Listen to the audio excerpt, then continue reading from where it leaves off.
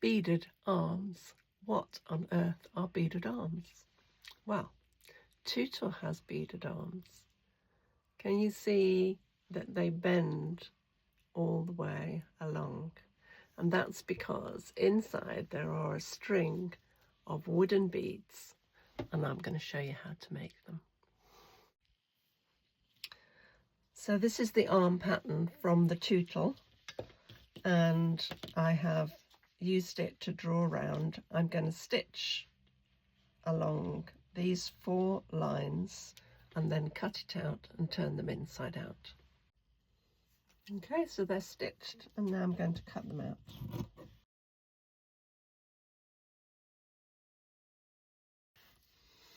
Let me show you the quickest way to turn a tube of fabric the right way out. So it's easier if you've got one end that's sewn, but we haven't here, so we'll work. Oh, there we go. There we go. Let's try that again. If you've got an end that's sewn, you push it all the way along to the end, but I haven't got an end that's sewn because I need to leave both ends open.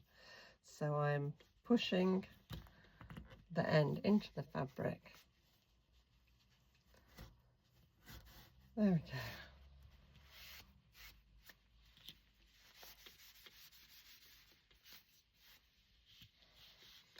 So there we go. Now the tubes are the right way out.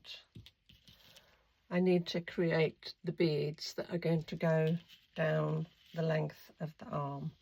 And to do that, I've got some strong cotton yarn, or string would do.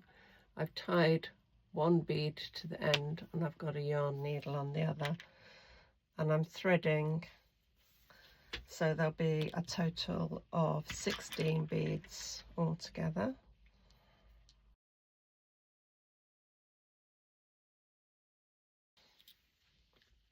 So then I'm pulling that reasonably tight, popping my needle back through that last bead 3 times, and then I'm going to finish off by passing it through and knotting it a few times. We don't want this coming apart once you've sewn your puppet together. That'd be a disaster. So make sure you secure it off really well. So now you've got your string of beads. I'm going to tie a small knot, and I've got here is a bicycle spoke. I've just bended over the end. Any piece of wire would do.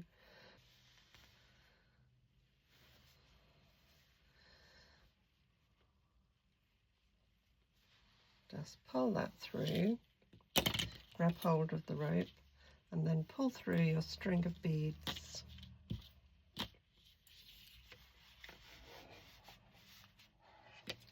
Until they're inside the arm. And there's about 1 centimetre either end, and then you can snip off the yarn. And there is your beaded arm. It's going to give you lots of lovely movement. So now we're going to do the hands. I'm just doing stuffed hands, not wiring this time, because as I've mentioned before, these puppets are going to be kept fairly simple, so we can reproduce them en masse if we use them for a workshop.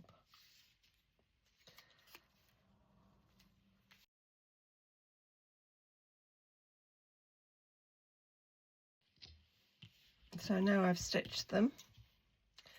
My machine's playing up, so I've had to go over it several times.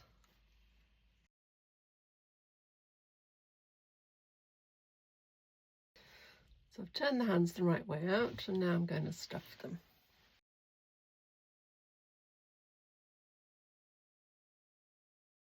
Now before I sew them, I want to put some arm rods, integral arm rods, into the puppet.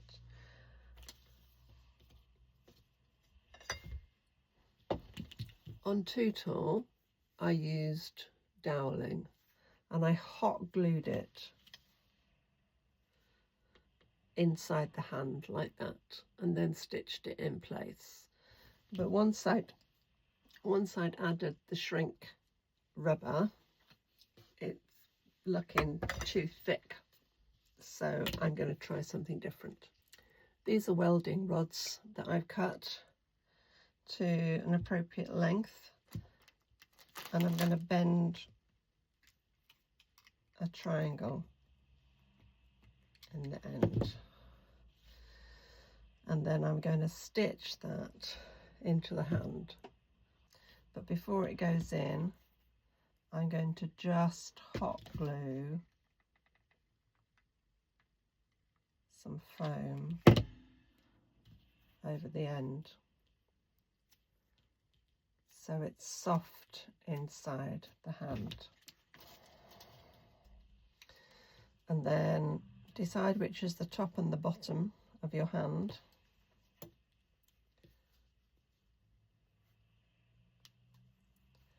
I'm going to wedge that in place, and then I'm going to hot glue it inside the hand.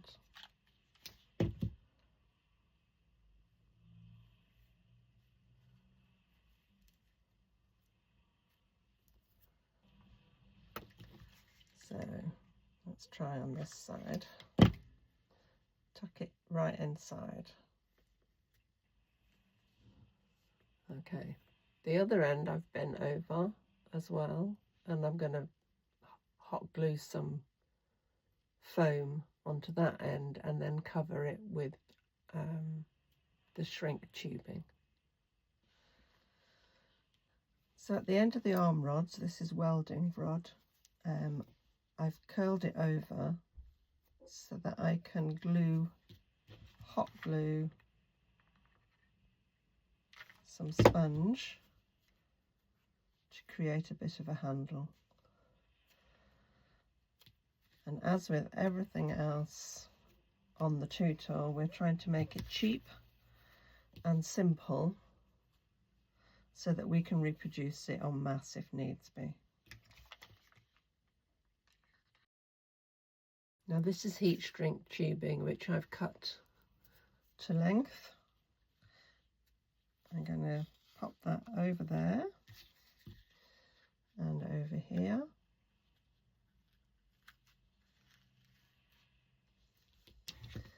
And then with my handy heat tool, making sure you're blowing it away from your puppet, and you go from one end to the other so that the hot air can escape.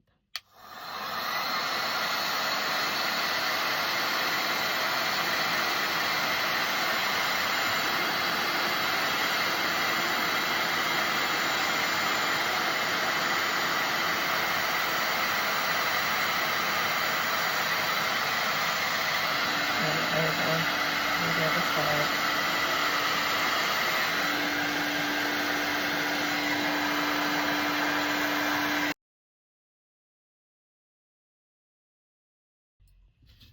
And while that's still soft, I can cut away the excess.